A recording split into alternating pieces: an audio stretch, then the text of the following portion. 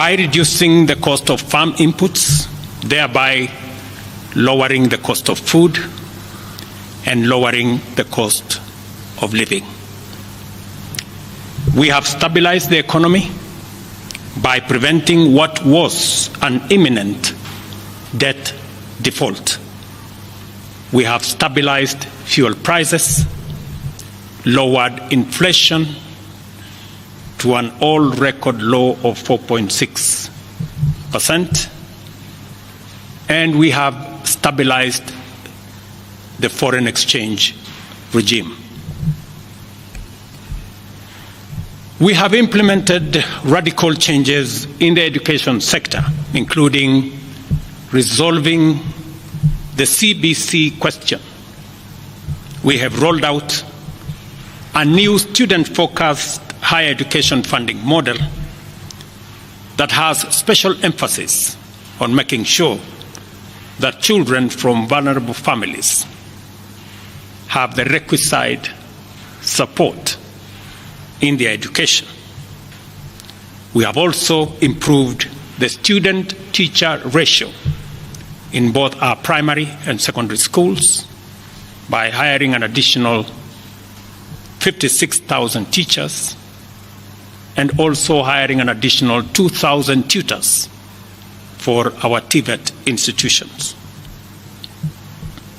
We have equally resolved bottlenecks in cash transfer program to vulnerable Kenyans, including orphans, people living with disability, and the elderly.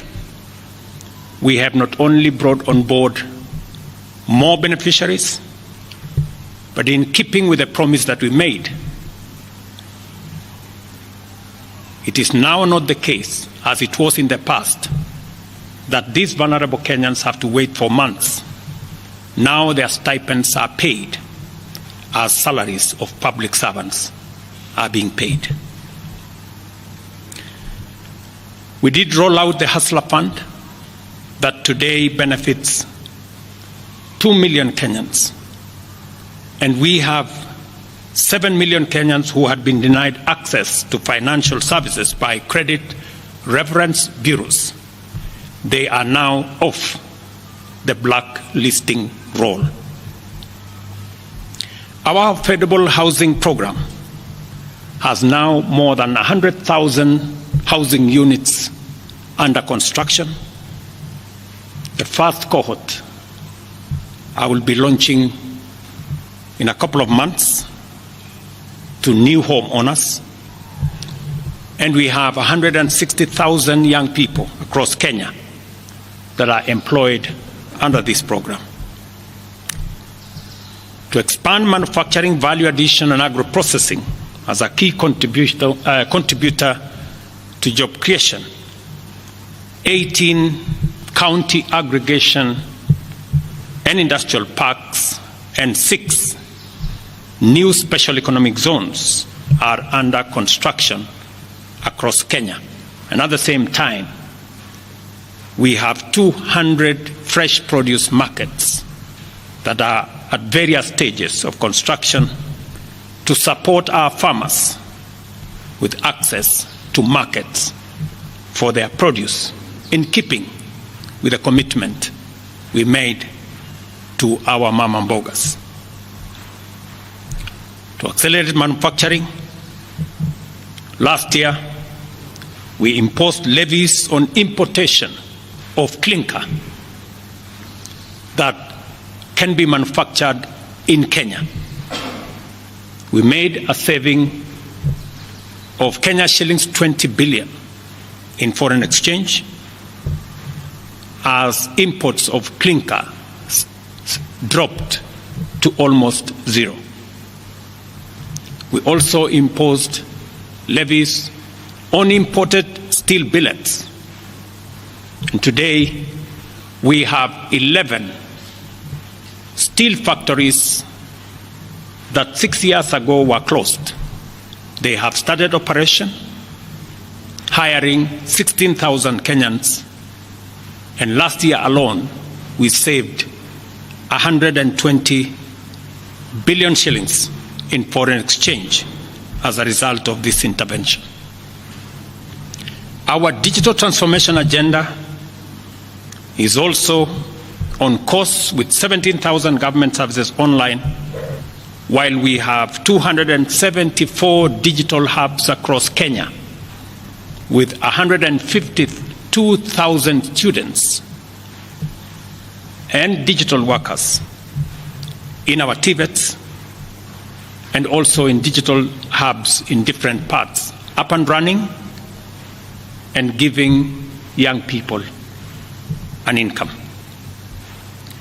Our universal health coverage plan has already onboarded 107 community health promoters, and the process of registration for our social health insurance fund is ongoing, on its way to launch on the new date of 1st of October 2024 that will make it possible for every Kenyan to have a health insurance, and for those suffering from critical illnesses to have access to the critical illness fund, making it possible for every Kenyan to have access to treatment without the burden of having to fund it.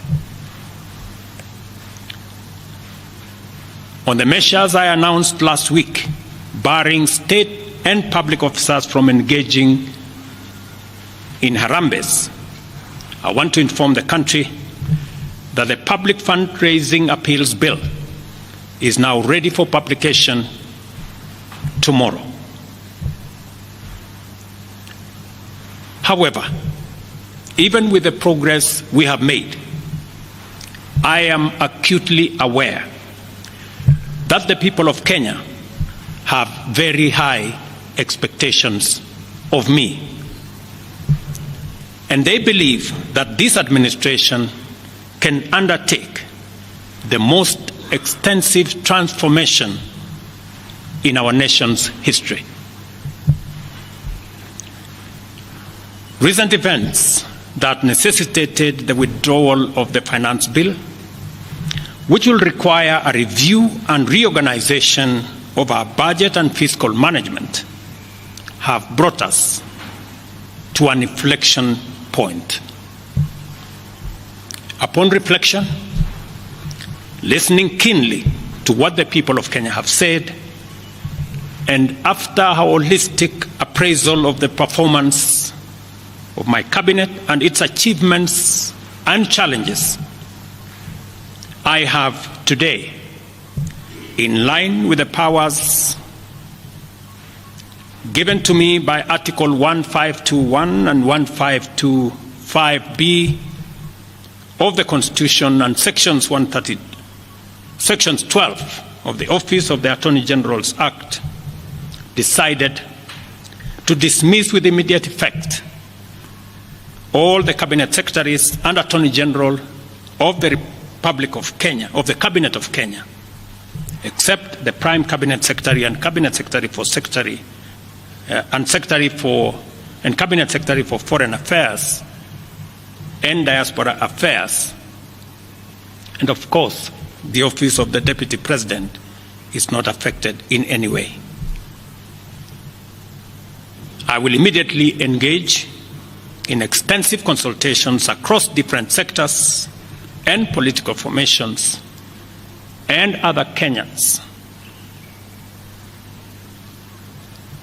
both in public and private, with the aim of setting up a broad-based government that will assist me in accelerating and expediting the necessary, urgent, and irreversible implementation of the program that we have, including other radical measures and programs to deal with the burden of debt, to explore raising domestic resources and revenues, expanding job opportunities,